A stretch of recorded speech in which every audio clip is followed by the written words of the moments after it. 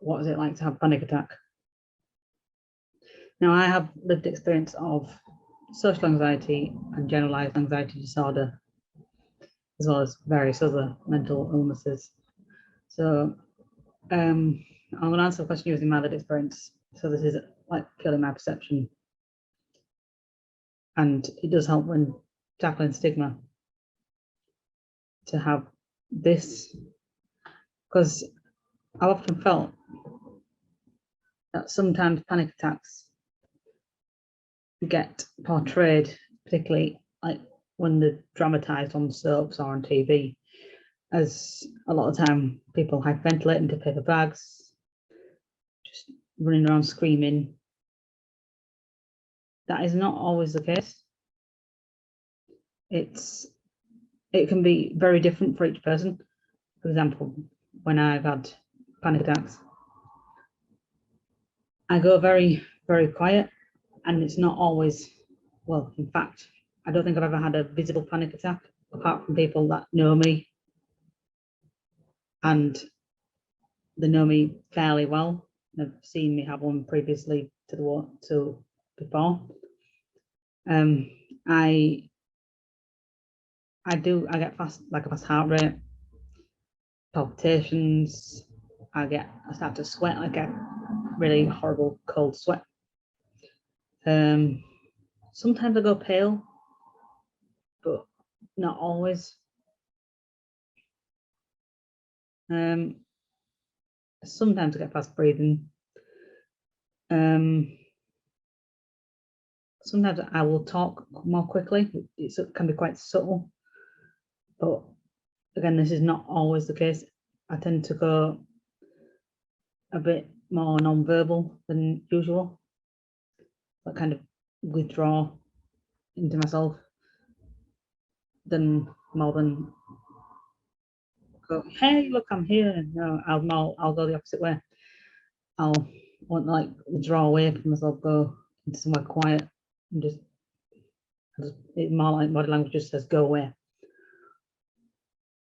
Yeah, my panic attacks have been not nice. They are serious. I've experienced dissociation and depersonalization, which, so to quickly explain, depersonalization for me has been like basically like I'm not there, like I can see myself, like I'm watching myself, like I'm like really, like I really become self-aware. I can see what's happening, but I'm not within the scene, if you like. So dissociation is quite similar to that for me. I'm withdrawn away, and it's a bit like I'm there, but I'm not really there. I can just be like staring into space, but it's sort of, for me, it's always been a protective mechanism from trauma, from what my brain's perceiving as a threat. For instance, in terms of social anxiety, the threat is like social situations. I'll just completely dissociate and like zone out the situation as a sort of protective mechanism, when yes, we know there's no threat, but to me, my brain, I am in fear of embarrassing myself or perception of doing something stupid, when in reality that isn't the case. Yeah, so everyone's panic attacks can be different. They aren't necessarily loud or visible. They can be obvious, and they can also be quiet and not obvious. They vary from person to person. That's probably the best way I can put it. They don't feel nice, and it's not something that's just going to go away by calming down, because in that situation it's so hard to just calm down, especially if it's something you've never ever had before. Like when I had my first recognizable panic attack, I was so scared. I thought I was dying. My heart was racing. I thought it was going to come out of my chest. Couldn't breathe properly. My brain just went into catastrophizing mode. Everything was worst case scenario. I was like, oh my God, I'm going to fail uni. It was quite a few years ago. I'm gonna fail everything. I'm gonna get thrown out. And none of that was actually true. But at that point in time, I thought it wasn't, and it was like the world was going to end, when in reality it wasn't.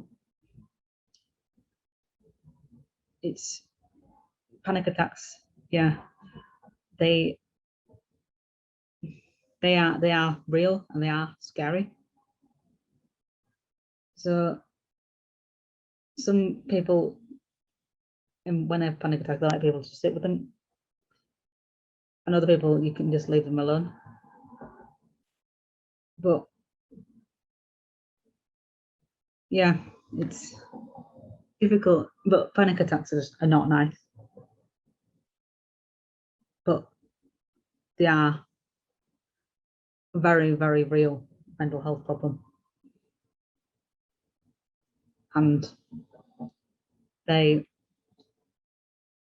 mine don't happen as often as they ever used to, but they are real and they are scary,